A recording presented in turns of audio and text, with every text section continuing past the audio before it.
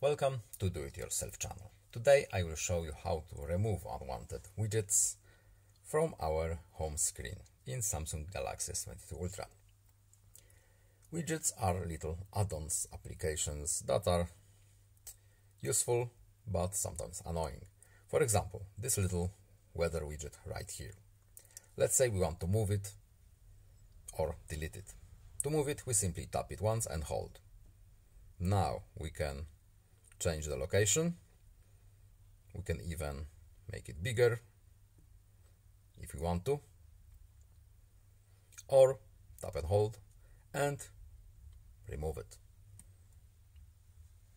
To add it back again, widgets, we're looking for our weather. Where it is? Yes, weather is here.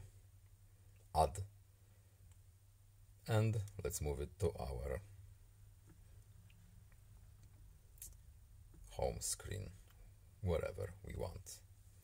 And that's all. I hope this video was helpful to you. Please leave a like and subscribe. Have a nice day and see you in the next video. Goodbye.